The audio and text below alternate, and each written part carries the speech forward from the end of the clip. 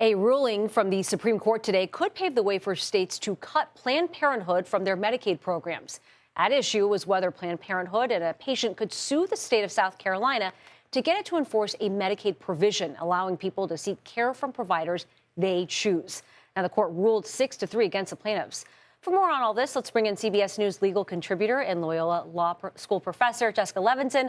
Jessica, always very good to see you. I got to tell you, I spoke a lot of legalese right there. What exactly did the court rule on here? What does this actually mean?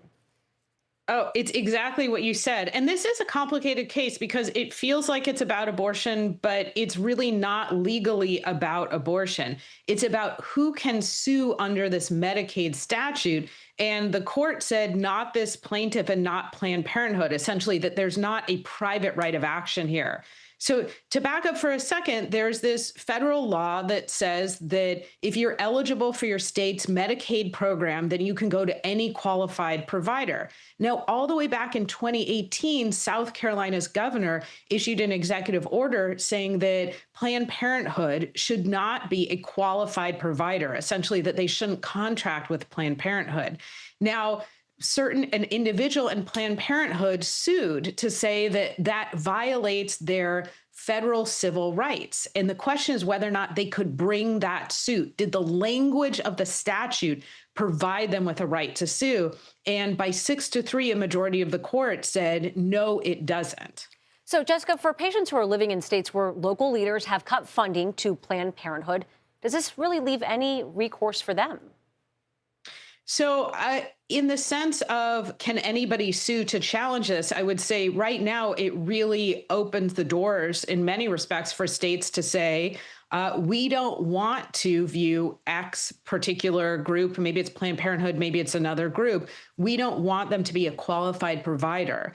Having said that, I do want to just remind everybody this is a statutory case. This is not a constitutional case. So what's another option? An option is for Congress to go back and specifically say you can sue these based on these grounds. I just want to highlight the kind of interplay between what does the Supreme Court say? They're looking at the statute before it. They're not saying you can never write a statute allowing people to sue. So I also want to ask you about just how the court is wrapping up its season. The Supreme Court says it will release its remaining decisions from this term tomorrow, including one about birthright citizenship. So many people have been watching. What cases are left that you're looking out for? Oh my gosh, there's 6 cases and 4 big ones. And birthright citizenship, again, it's not really about birthright citizenship, just like the case we were talking about isn't really about abortion. So this is a case where a number of people and groups and states challenged President Trump's executive order about birthright citizenship. And federal judges said, we are going to impose nationwide injunctions, meaning this executive order cannot go into effect anywhere in the country. And the question is whether or not federal judges can do that, or if they instead have to limit their relief, limit the remedy to say just the people who sued or just to the class that sued, for instance. And so this case actually has implications way beyond birthright citizenship, as if that wasn't important enough. But to every time a president issues an executive order, what type of relief can you get when you sue? And as you mentioned, there are other big cases. There's a big voting rights case out of Louisiana. There is a freedom of speech case out of Texas, a Texas law that requires age verification if you want to try and obtain information or content on web pages that have adult content.